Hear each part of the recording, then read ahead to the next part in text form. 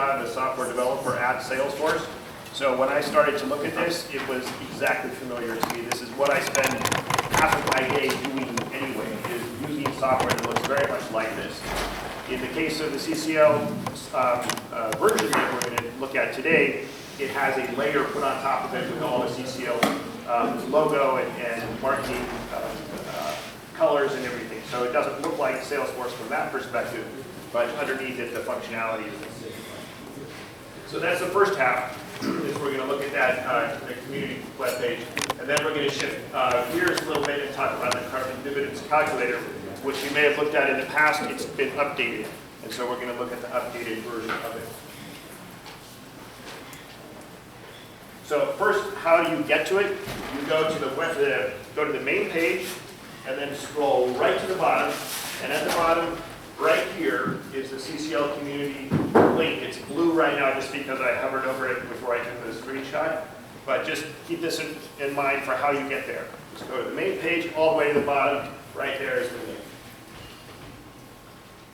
And for anyone who hasn't already joined CCL on the web page, so if you're, say, showing this to somebody new, you can tell them it's free. All you have to give up is a name, email address, country, and zip code. That's it. It doesn't cost anything. Just enter that in. I'm sure all of you have done that, but just remind people as you show them it's free. You're not going to get bombarded with email. Don't worry about it. You're going to get much more out of the website if you do this. Once you join and clicked on CCL community, it takes you to the My Dashboard. And My Dashboard it'll look like this. Wherever you go then, as you're browsing around the website, you can always navigate back here by just looking for this, My CCL Dashboard, or clicking on this community logo. Either of those takes you right back here. So this is sort of your landing page within the CCL community website. So across here are some links that are more general to CCL. Up here are some that are more to your personal account. And I'm going to be going through some of those here, but first I want to just go down this. This was a screenshot taken about 3 days ago. So the content over here changes every time you look at it. This is sort of like your news feed that you see in social media sites. It'll show you, new blog posts and new content as CCL puts it up will appear here. Going down this side, you'll see bookmarks, and I'll look at that in a little bit. Community groups that you happen to be a member of. As you keep going down, you've got your tools here. My tools, we'll go through some of those. A message center, upcoming events. And continuing down, you see trainings will be listed here, and action team meetings here. And then over here, recommendations based on interests that you have entered. So you get content that should be tailored to your personal tastes. Okay, now back to the top. Scrolling back up, I wanted to click over here. I'm just going to click on myself here for a minute and talk about your member profile. And that looks like this. Looks like I said, looks exactly like what I see in my work environment. When you first come in here, there'll be a little camera icon here. There'll be another little camera icon over here. You click on those, it gives you a chance to upload a profile photo and a background photo. My main suggestion with the background photo is choose a photo that is dark for this region so that you can read your name. The first couple I tried had something white there, and then you could barely read my name or parts of it. So just watch that as you upload a background photo. Scrolling down, you can enter a bio of yourself. You can so email and mobile phone. I'm only seeing this because it's me. You don't see that for other people when you look them up, with the exception, I believe, when you're a group leader. Now that I've become a group leader, which has just happened in the last few weeks, or a month or so, now I start to see people's phone number and email. But as a general rule, your privacy is considered very important by CCL, and that's generally not shown. So don't worry too much about that. Then they have these things, badges. Here's where you can customize your interests, which then helps to customize the content that you see earlier in the dashboard. As you scroll down, you'll see things like, I believe this tool is here just because I'm now a group leader. I can add somebody to our chapter. There's some chapter information here. specific to you. People can write things here, so sort of like writing on your wall and other social media sites you may be familiar with. And going down, you've got links out, so this would be if you want people to be able to find you on other social media sites, you can put those links in here. There is a facility to share files, so if you have files here, you can manage them with this link, and then you have a nice list of links to user groups that you belong to there. Okay, so again, scrolling back up to the top, we're going to look at messages and events here. So across the top here, I actually like this as a place to click on your messages. You can also get to it lower down, but this is a convenient place. You can see the mail icon. I've got apparently 4 unread messages. If I click on that, it takes me to here. This should look very familiar, very much like any web-based email program that you are already using. In general, all these things also come to me in my actual email. So that's why they look unread here, because I usually don't bother to see them here. I've already read and deleted them or handled them some other way in my regular email. But if you're ever looking for something and you're having trouble finding it in your email inbox because you've got millions of other things, this is one place you can go quickly and just see only the CCL messages you got. So that's one thing use for this. Okay, and then the events calendar, which we go back. So CCL events, you click on here. This is now going to be a group or a organization-wide link for events. When you click on that, you see something like this calendar with all kinds of different events. So, for example, right here we have our conference where we happen to be today. That shows up there. And if you click on any one of these, I'll click on this one just as an example. Click on one, you go to a page with information about that event. And it tells you what the connection is, it tells you what the event is, and gives you connection info here. And there's more information, but that's the start of it. Yes? Could you just go back 1 minute to messages? Sure. My impression is that when I leave a message on a forum, that it goes to somebody's box inside the community site, but not in their email box that they use personally. So you're talking about the forum, right? So I think that's a little different from this. So, and I'll get to the forums in a little bit. But yeah, the forums, there are all kinds of settings. So you're saying you can leave messages in somebody's personal email box? Well, here I'm doing my inbox, right? So I think if I click on compose, then I can send somebody a message here. That would be, so this is my inbox. It's just like my email within community. So I can send people messages and receive messages here. If you go and participate in the forums, you might get summaries of the forum discussions in email too, and that depends on settings that you choose. This goes to your email box? This is my email box in the CCL community. I understand. Yes. Right.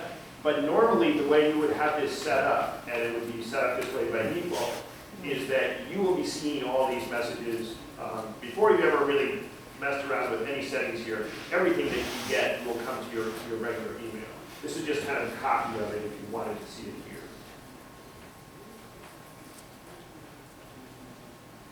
here. Okay, so back up to the top here of my dashboard, there's this section here called My Bookmarks. And first I'm going to talk about groups. If you click on groups, then it gives you a little list. And by default, I didn't actually set this up initially, just because I was a member of this chapter, it populated that for me. So if you click on that, it takes you to your chapter webpage.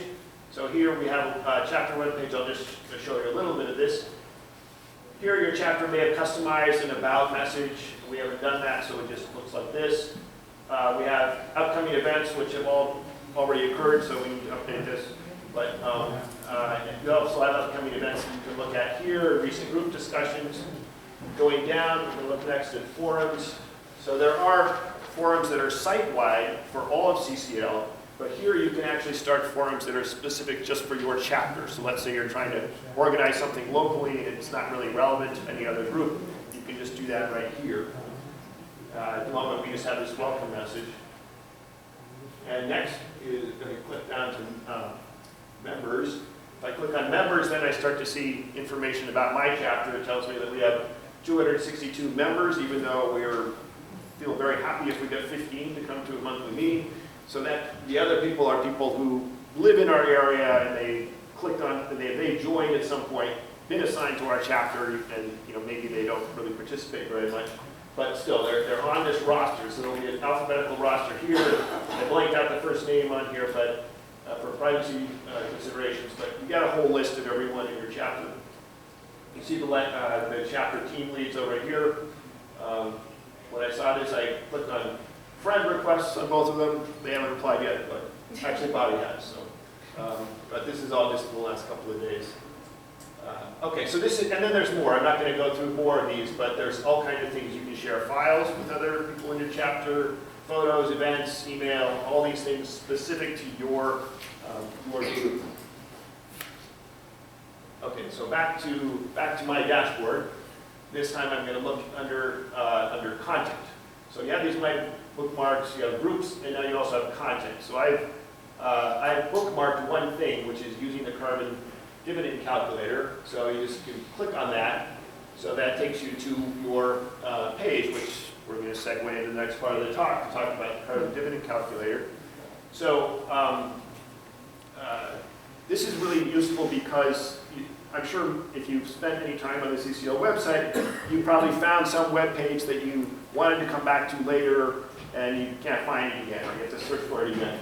Look at the bottom of each page. There should be something that looks like this. Because I have bookmarked this page, it now says remove bookmark. I can click on it to remove that bookmark. But before you bookmark it, it says bookmark. So just click on that, and then you can always navigate to it easily by going back to your dashboard, and then it'll appear in your bookmarks. So this is a great way of kind of keeping a running list of things that you want to come back to.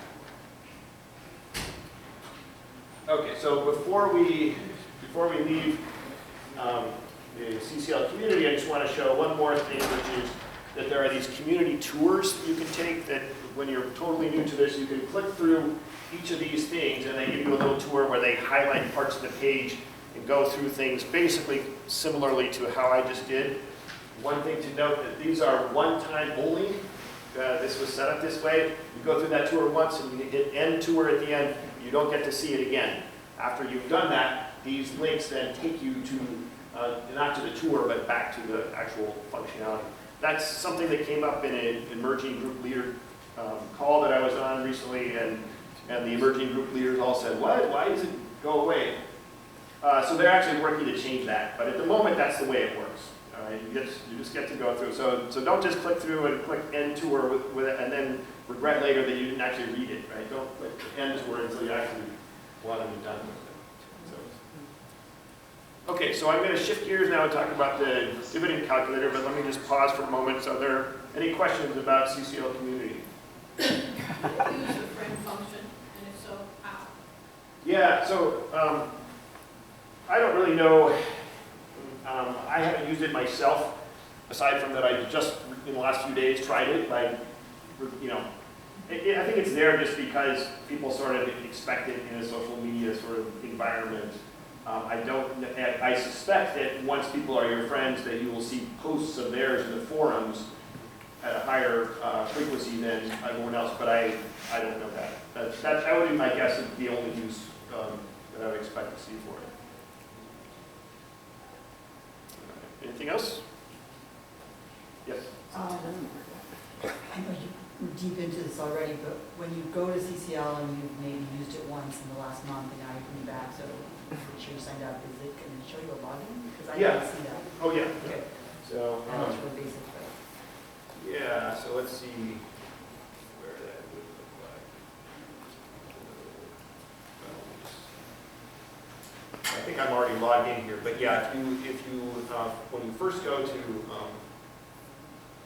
go to it, there will be yeah. I can show. Well, I can sit down with you afterwards and show you. But it's if you haven't logged in it depends on whether you've cleared your cache. Since if you cleared your cache, if you haven't cleared your cache, then you can just you will remain logged in. But if you haven't, I'm sure that you can.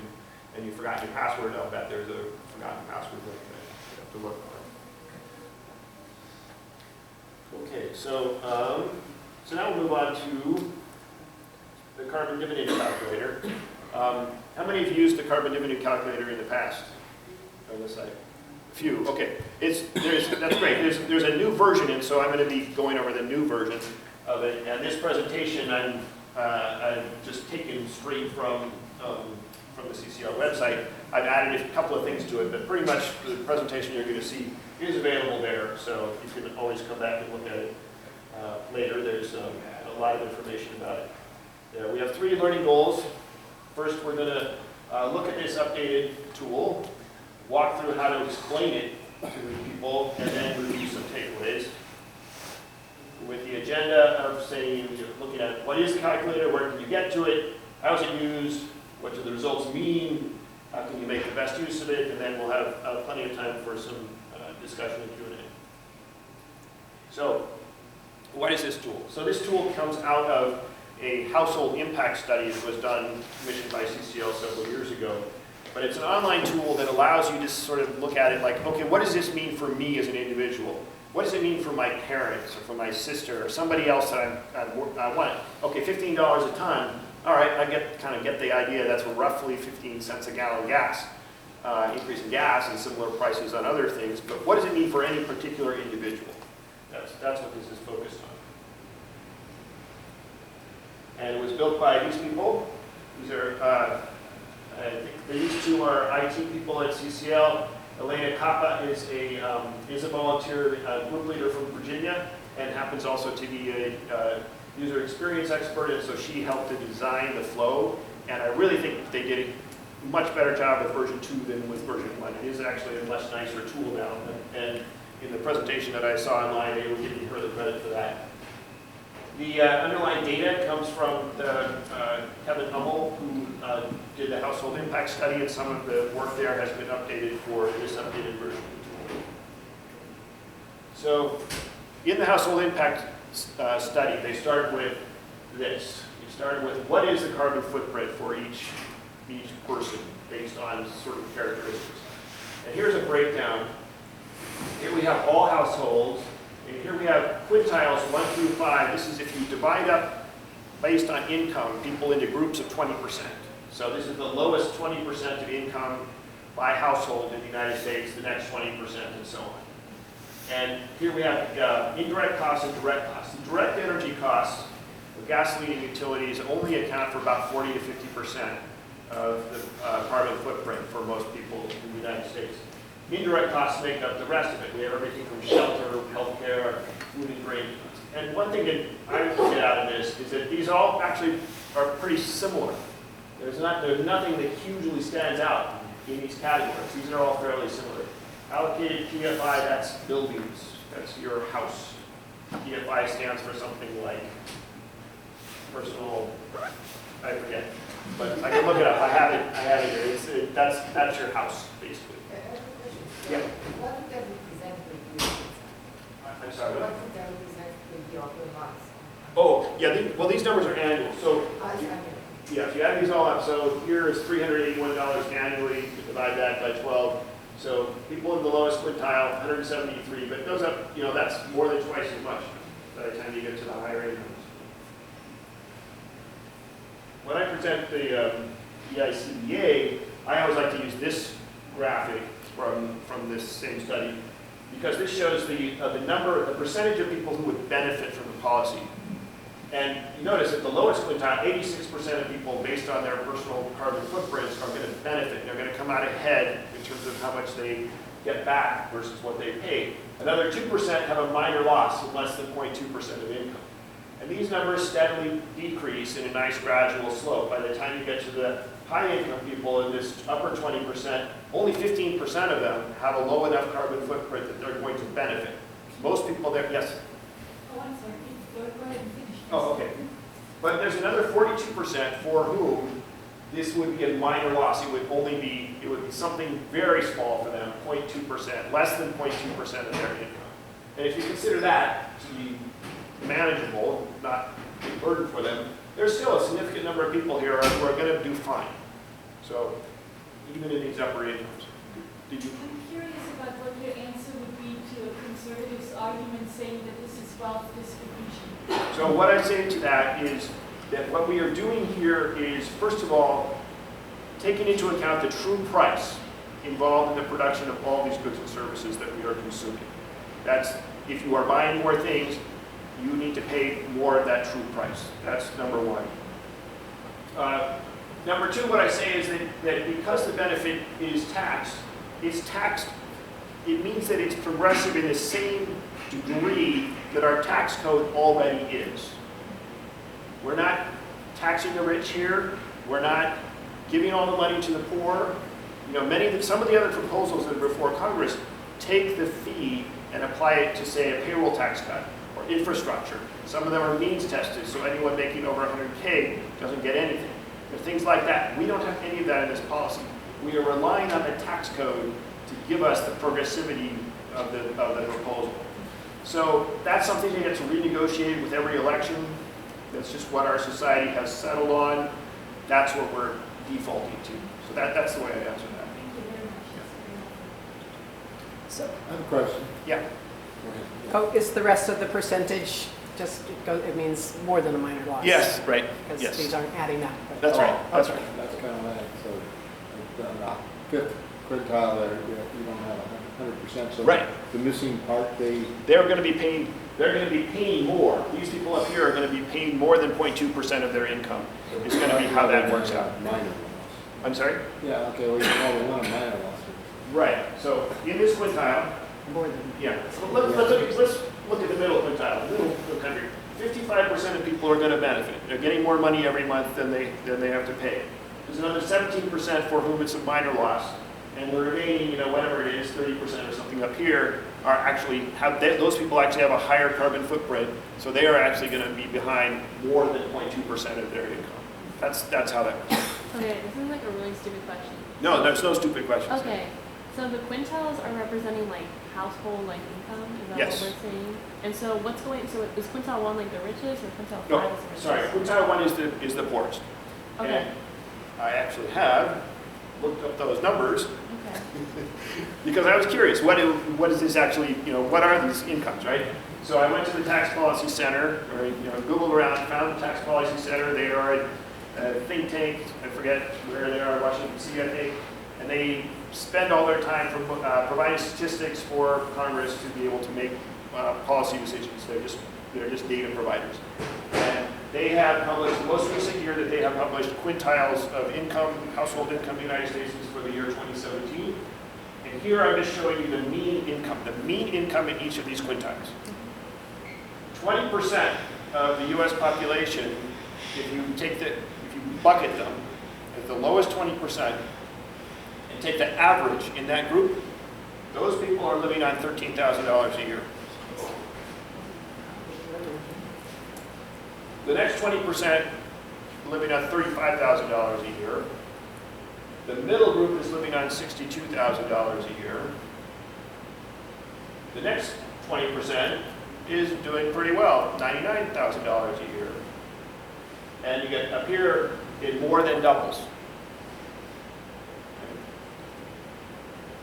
So without making any political comment at all, I just kind of want to sit here with these numbers for a minute and let that kind of sink in. This is what is meant by income inequality. Love it, hate it, whatever, your opinions, these are the data. Yeah, Sorry if I missed this. A household is how many? whatever is in your household. So if you're looking at tax, how you file your taxes, it's whatever that household happens to have, right? So a two-income household, two people making 100K, they're going to have 200,000. So, So that quintile 1, there could be 2 people in that household, Yes. each making 13. well, if they're each making 13, then they would be, yeah, However many people live in that household, the total Yeah. household income is 13. yes. Right. Again, I'm going to withhold any political comments myself, but I did kind of want to just sit here and let that kind of sink in. This is the reality. This is the country we live in. Sure. This is not to be confused with the quintiles for household wealth, which Right. are considerably more unequal than. Yes. Good point. Considerably. Very good point. This is income. Did you have a question on this one?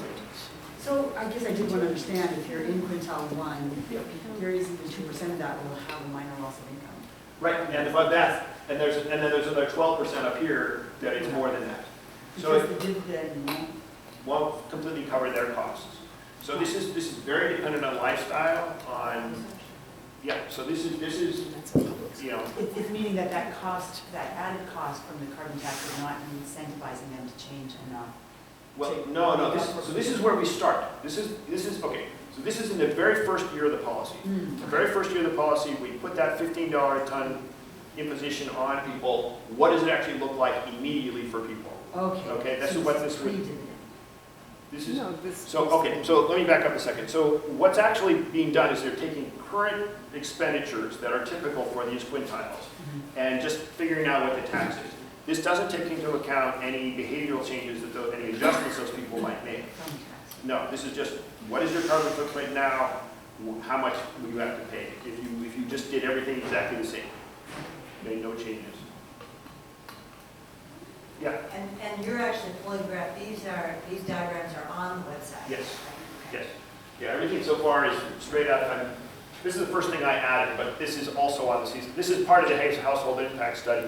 I put it in here because I like to show this myself, because it shows what the progressivity is, and it shows roughly who's going to benefit, who's going to need to pay a little bit more. But we do want to translate that now to individuals, so that's what the calculator does. So what has been updated, in case you have used this in the past? So the emissions base for 2020 has been updated. As we saw, if you were in the earlier presentation, there have been changes in how energy is produced in this country, and so that is now taken into account. There's been an update to the bill. Now all children receive the dividend instead of before, I think it was limited to 2 children. The pass-through of carbon fee is not 100%. So I have this memory in my mind from taking economics back in college, where if you put a tax on something and the elasticity curve is exactly, typical, then that cost is shared, maybe 50% between the producer and the consumer, depending on, the exact slopes of those curves. That's typical. If we put a cost on something with tax, if the company just passes all the tax along to the consumer, they're going to sell less of it. And so it actually optimizes their profits to pull back a little bit, eat some of that tax themselves, and pass on some fraction of it. That's been taken into account here, which it wasn't before. The administrative costs, which if you see Noah Kaufman's papers, are estimated to start at around 6% the first few years of the policy, tapering off to more like 2% later. That's now taken into account in this first year calculation. And there have been some updates to fuel prices and carbon intensity. A couple of things that are completely new in this version. There is a shared residence living arrangement. If you live, let's say, there's one example I'll show where it's a graduate student who has housemates. That wasn't really possible before, but they've now made that an explicit choice in the school. And there have been some updates in how the results are displayed, make it a little more user-friendly, to show what the range might be. This is just an estimate. Okay, so how do you get to it? It now lives within the Energy Innovation Act website. So you go to that website, Energy Innovation Act, you click on how it works, and right here is the link to it. You can also still find it by going to the CCL site and searching. You'll get to it, but this is where it lives. It'll take you over here. So we'll do a few case studies. These are fictitious case studies that CCL put together. Here we have the Nowicki family living in Arlington Heights, Illinois, which is a suburb just very near Chicago, just north of O'Hare. We have Chuck, who's 32, works as an electrician, and Mary stays home with our 3 kids. They have a family income of $62,000. Note that is exactly what I showed you as the median of the average and the median, 20%. So this is right in the exact center of United States income. They have a modest gas-heated brick bungalow, but they drive some inefficient older vehicles, and as an electrician, Chuck drives quite a bit, so they have kind of high fuel costs you'll see in there. So let's run their numbers. You go to the carbon dividend, it greets you with this. You click on the Get Started button, and first thing you do is you choose what your living situation is. In this case, it's one family, so they click here, they go next. They enter 2 adults, 3 children, put in the income here. You can also use this slider to move the income around. You click next. You put in your zip code. That's very important because that determines what kind of energy is supplied to that part of the country. You, in this case, you enter a standalone house, 2 vehicles, and they enter their the type of fuel that they use to heat their home. They hit next. And so then based on everything you currently entered, you previously entered, it pre-populates these next 3 questions. I don't know if, for me, when I used the old tool, I would get to this step and I would go like, how much do we spend on gasoline? And I would just like try to make up a number because I didn't know. This actually is nice because it gives you an estimate of what would be typical based on what you've already entered. But the no-wikis have more details, so they actually spend more on gasoline, so they increase that number, $360 instead of the $300 that was estimated. Here, $110 on electricity, but they're very good at keeping that under control, and it's only $92 a month. Their natural gas, however, is higher because their home was not especially well insulated, so they put that number in, and then they click on Show Results. Ta-da, they get their number. They should expect a monthly carbon dividend of $68, and their average carbon fee costs are estimated to be $47. So they come out $21 a month ahead. And right here in small print, it says ranging from $29 to $65, depending on your lifestyle. So that was what was referred to earlier by the range. So this does take into account, this is a rough estimate based on limited characteristics that you've entered. But typically, for someone in this, with these characteristics, they're going to come out $21 ahead each month. That adds up to $252 a year, all right? And in successive years, it might grow, assuming that this grows by $10 a ton each year. That might be an additional $168 each year. So this is extra money that they can use for things. And maybe they invest that money. Maybe they fix those new windows to save on heating bills. So maybe Chuck buys a hybrid pickup. So this is the way the whole thing works, right? We provide the incentive for people to make little decisions, little changes in their personal energy footprint. So that then it only accelerates. Once they've made those changes, they'll save even more, right? Because they invested in things that reduce their carbon footprint. Is that the family savings per person? Yes, family. So it's total? Yeah. Yeah. So I just found that I have 25, I have like a loss of $19 per month. So if I get no changes, I'd expect that in the second year I'd be paying more, right? Yes. And that's going to incentivize my behavior. Okay. Right. Thank you. Just a quick one. So I know there are many carbon footprint calculators out there that often give you how much carbon you're actually using. This doesn't give you actually how much carbon you're putting out. Right. It's not doing that. This is just based on, we're just looking at economics here. What's this going to cost us? That's the question we're going to answer. So the question that I have is how they put in that information, so if they would give them those estimates, how will the actual bill provide an estimate of what people should pay? Are they going to have to include this kind of information? So you're asking about the implementation of the policy. Yeah. So if this becomes law, so CCL has been working very hard on like taking an IRS form, modifying it, showing them, okay, we're going to do this. This is how you're going to do this. Basically, you're going to be getting a direct deposit into your bank. In this case, they'll get their $68 every month. First of the month, boom, there's this extra money. And then their costs overall have gone up for their gasoline, their heating bills, their everything that we buy. So remember back to the expenditures for people's carbon footprint. And that's across everything. So all the stuff you buy, everything is more expensive now because the costs of the energy that went into them are more.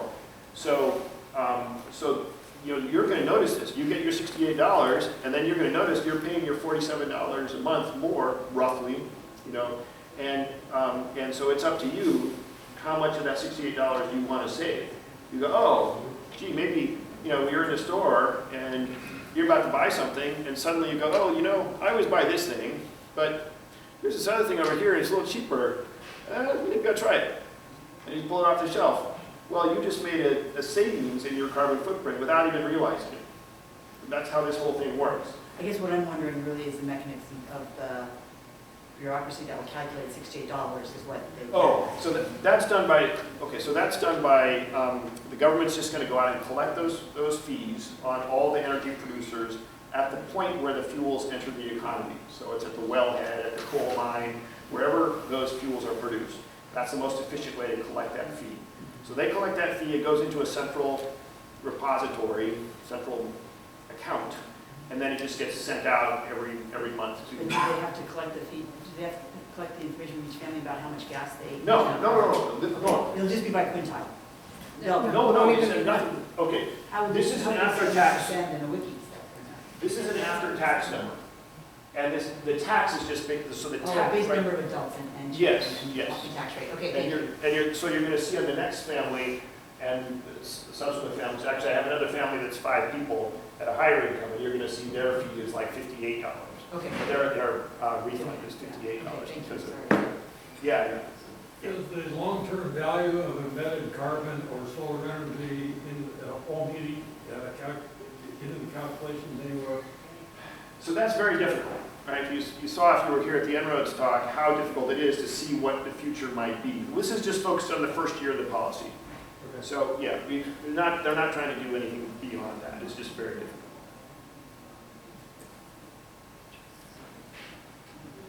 Okay, so go through. Okay, so case study number 2. Here we have a lower income family, the triplet family in Birmingham, Alabama.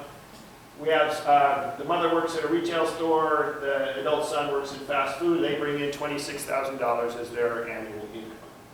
They live in an apartment, they have 1 car. With that 1 car, they're spending $120, a little bit below average, but they're good at saving electricity. So it averages out. So this is important that it's average over the year, right? Because in Alabama, they probably don't have to spend very much in some parts of the year. Maybe air conditioning is more expensive, I don't know, in that part of the country. They pay their heating bill, average over the year, oh yeah, here it talks about that, $38 per month. So for them, they end up paying a dividend of $51, but their carbon fees for everything that they're paying come to about $22. So they're coming out ahead $29 a month, which is $348 over the year. This is a bigger amount of money for them, right? Because they're lower income, they're not buying as much stuff, so their carbon footprint is lower. So that is actually pretty significant for them. That's a 1.3% increase in income for someone with an income as low as theirs. So, and then we expect that to go up each succeeding year. So the impact for them is maybe they can look for a nicer apartment. Maybe Ricky can go enroll at Boston State, work on his education. So this actually can be a significant amount of money for people at lower incomes. We have 3 other case studies here. George and Irma Blake, living in Columbus, Nebraska, retired couple. They have a house, 1 car, income is $35,000, they come out $11 a month ahead. Here's a 77-year-old living in a retirement complex in Florida, has a little bit higher income, which probably changes things a little bit here. She comes out only $6 ahead a month. And here we have a graduate student in Santa Barbara, California, sharing an apartment. Income is low as a graduate student, $16,000, but she comes out a little bit ahead, $11 a month. So those are just 3 more case studies. Now, so far, Emma Jackson here is the only, these are all fictitious. Emma Jackson is the only one in that first quintile. Right? The Nowickis were in the 3rd quintile. They were right in the middle. And all 3 other examples that I've shown are in quintile number 2. So I reached this point going through this presentation, and I thought, I want to see an example of someone in a higher income, see what happens there. So I added a case study. So, fictitious family, Bob and Helen Parr, living in the Ravenna neighborhood of Seattle, undercover, 2 adults and 3 children, with a family income of $222,000 a year. Bob, in his job as a mid-level functionary in an insurance company, although he has a sadistic boss he has to deal with, he makes quite a good salary and puts them exactly in the middle of that upper quintile, quintile number 5, $222,000 a year. They live in a standalone house, they have 2 cars. Their monthly gas and electricity I left at where tool suggested as a typical values, $350 for gas, $140 for electricity, they end up, because they're in a higher tax bracket, they're going to have to pay more for their in taxes on that dividend. Instead of $68 like the Nowicki's got, they only get $58. And because they are higher income and therefore are consuming more, they have a monthly carbon fee that's $78, which means that their net cost is $20 each month. So yeah, they come out behind, but it's $20. And over a year, that's $240, which is like 0.1% of their income. So that's the way the policy works. It's a very tiny amount. I don't know about you, but my personal feeling is that a family with this kind of income can afford this. Yeah. Of course, these are all first-year estimates. Yes. Is there a way to ballpark what would it be in 10 years, what would it be in 20 years? So okay, it's very difficult. So for example, here with the triplets, if you just take this this number 348 and you multiply, this number 232. So this was based on $15 a ton. If it goes up to $25 a ton, and we're just talking about, so this is only the number is just exactly 2/3 of that number. So that would be if there's no other changes in behavior and no changes in pricing throughout the economy, then we would expect each succeeding year to be an additional $232. So that's just kind of where you start. But again, it's very difficult to try to figure out what prices are going to change and what things might be available that aren't available, how their local power might be delivered to them, how that's going to change over time. There's so many other things that go into it that all you can really do at this point with the household impact study is just to note that this number is 2/3 of that number is a typical amount that we can expect that it will start to go up. And then changes in the economy that take place, which are of course what we're hoping happens, will reduce that number. And if you look at the household impact study, it shows an arc. For the first 10 years, this whole policy goes up, and then it starts to come down again. As the economy starts to really shift to a green economy, the amount of money being collected by the government starts to decrease. And by the time we get to the end of 20 years, it's almost back to zero. And that's one of the nice things about this policy, is it goes away on its own. It's a gradual increase and then a gradual decrease. So that's the way it's designed, but we can't really do all those calculations in here very easily. So people who are paying the $20 a year, they've been paying like another $15 the next year, like 35. Yeah. If they make no changes, the economy no changes, that rises for them. But Right. the idea is that we'll zero out into that. Yes. By 20 years, yes. Yeah. But even in those first few years, the idea is that that's a fairly painless amount, $20. So people aren't probably going to make very much of a change initially. But then the next year it's $30, next year $40. And after a while, that family starts thinking, gee, maybe we should get a more fuel-efficient car. Maybe we should put solar panels on our house. Maybe we should eat less meat. They might start thinking through some of the things that they can do. And when you add up all the decisions that get made across the entire economy, and this then, again, is not just climate warriors or climate activists, this is everyone. That's the whole point. You can get everyone to start making these kinds of decisions. Never mind what their politics is and what their understanding of the climate is. We're just plugging into the calculator already running in everyone's brain. With every purchase you make, you're thinking a little bit about what the price is it worth it to you? And now we're changing the calculus a little bit. Yeah? How is this administered, like part of income tax processes? And Yeah.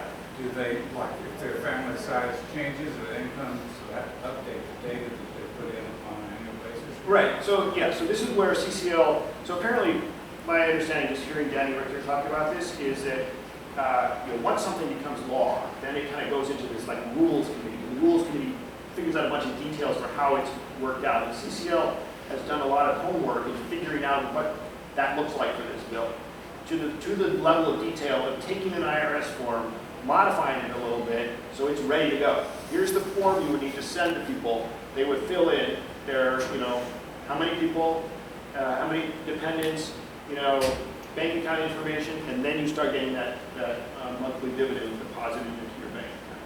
And they do that annually, so if there's a change in income for a number of people. Yeah, monthly, okay, so I'm not sure how, I haven't heard that part, but yeah, I assume you could update that, assuming you have a baby, I don't know, but yeah. Well, updates are annual Right, the payments are monthly, right, yeah.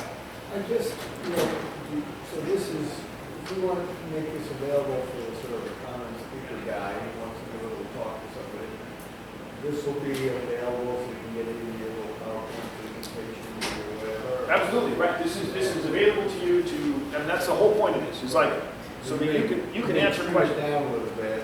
So Yeah. you can do a short talk. Well, you can just take them straight to the calculator. I'm walking you through all the details behind what the calculator is.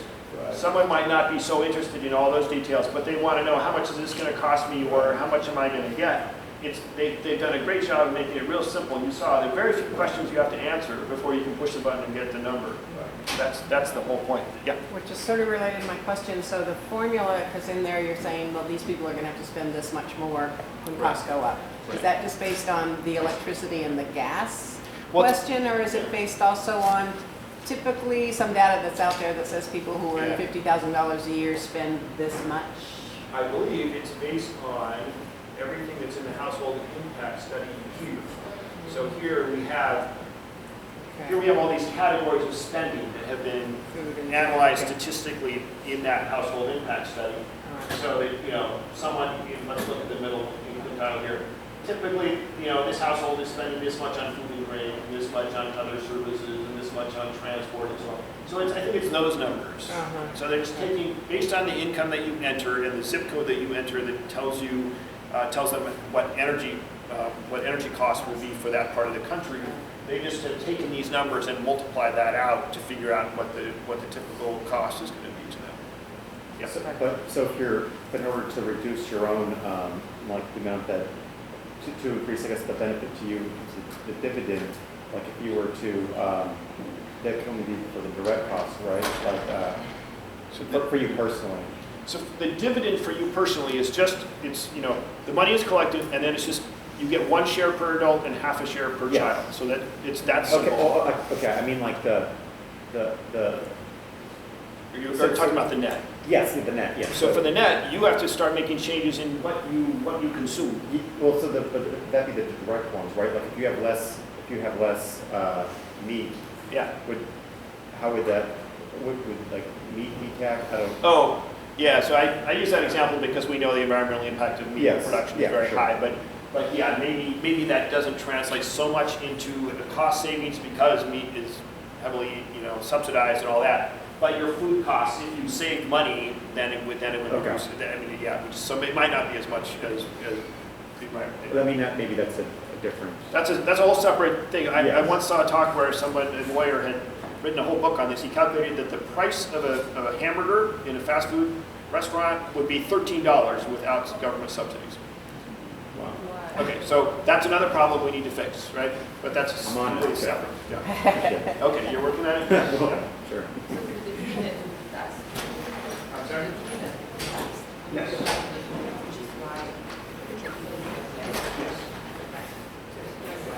Yes. So, are there any analyses available of businesses? Because businesses won't get any dividend, right? Right. No, businesses are paying the cost and then passing it on. Right. So I would point you to Noah Kaufman's study. He talks about it in general terms, in terms of what the costs are going to be to businesses, because, again, if you go back to the elasticity curves, they're going to eat some of this cost. And that's actually going to reduce tax revenue that the government collects, which was his point in his paper. But that's a whole separate thing from what we're trying to do here with this calculator. But obviously businesses will start to look at their supply chains differently, right? All of a sudden, costs have all shifted in your supply chains. Well, if you're running a business, you're manufacturing something. Maybe you manufacture these chairs, and you've got, you buy your metal, you buy your upholstery, you buy your plastics from suppliers, and all of a sudden the costs of each of those have just adjusted a little bit. You might change which suppliers you get. Maybe you can get something a little more locally, or somebody in your supply chain has figured out how to make their costs lower. And then you can be more competitive, and you're always competing with somebody, and so the better you can improve your carbon footprint, even though you're not even thinking about it that way, you're just thinking about reducing your costs and being more profitable. But that whole process is now making your supply chain and your manufacturing costs lower, or having less emissions, and then that moves everything along in the direction it needs to go. Yeah. So do I have this right in my head that the reason I might start choosing something that costs less, what, tube of toothpaste or a chair, Right. is because anything that's more carbon intensive, so if the toothpaste comes from China, we love to pick on China actually, then the costs are going to go up because it has to be shipped here, or the toothpaste made in Eugene, Oregon, where I live. Is that why we start that's part of it. lowering our carbon imprint? Yes, Like, yes, exactly. Okay. It's a little bit more complicated when you start taking an example from China because there's the whole border adjustment thing. But if you say you're buying an apple that was grown in Washington State versus buying a pineapple grown in Hawaii, to choose examples that are both in the United States, now suddenly that pineapple is relatively more expensive than the apple was because it had to be transported farther. So that's one example, just looking at transportation. But again, all the different inputs into a manufacturing process. So if you're manufacturing a sophisticated manufactured good, computer, which probably was manufactured in China, but if you have something that's manufactured in the United States, all the inputs to your manufacturing process now are going to be adjusted to correct the market failure of not having the correct price for the fossil fuel uses that went into that production. And so that is going to adjust all those prices and bring this into account. Does that answer that? Yeah, I mean, that was kind of was the track I was on, but thank you for the reminder. So for this calculator, let's say we're a table, and let's say we had a laptop or our phones, we logged in as ourselves, we could, if we're talking to people, we could have them input their own costs and see what it would be, right? Exactly. Okay, awesome. Right. That's one of the greatest uses of this, is to give people something concrete. Because $15 a ton is pretty abstract, and what is that impact going to be for me, right? So let's see if I had anything left there. We were pretty much through most of this. I'm sorry, one last question about that whole thing. So is that a pretty solid figure, $15 a ton, and it comes to about 15 cents a gas? That's it's actually a little bit less. I've heard a range like 11 to 14 or something like that. But I give people that because it's easy to remember, right? $15 a ton, you can think of that as about 15 cents a gallon. Okay, so they had said here that they should mention the possibility, because every example that they had people coming out ahead. So I mentioned the possibility that, you might come out behind if your income is higher. That's why I put in that other example. Be honest that that's what can happen. That these estimates are just typical. And the personal choices are what determines it. And this is what the dollar value is of defeating climate change. It's very high. So check it out, run it yourself, compare results with others in your chapter, think how it can be used tabling. Like you mentioned, is a great idea. Maybe you can do this presentation or something like that so people see how it works. You can use it at a lobby meeting. It's a lot because your member of Congress might be concerned about individual impact on somebody, one of his constituents, his or her constituents. You could use this tool to do that estimate. So, time for questions. And a link, I'll just move ahead to link. There's a direct link if you want for the calendar, for the calculator. And if you have questions, a great place to ask those is on the forums. And I like this quote they have put in from Catherine Hayhoe. As individuals, our choices are basically a third. Our choices control about a third of carbon emissions. So that's how we can make our changes based on the incentives that we get from this tax in our personal lives. The rest is out of our control as individuals, but not as constituents. So that's where CCL comes in, trying to influence national policy. So we've been focused on the 1/3 here for the last hour. The other 2/3 are with the rest of the weekend is fine. All right. Well, thank you.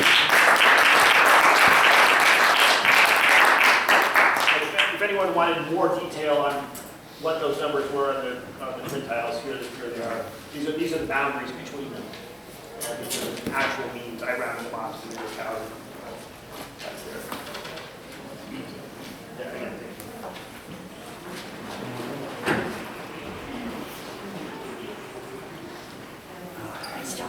Notorious for getting this. Yeah.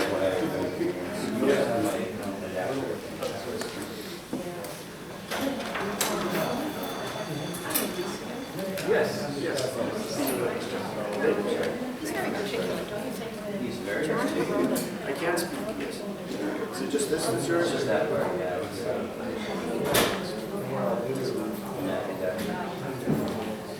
Yeah, I'm glad you had it. I just have each to my table, which I think would have worked, but this is a lot better.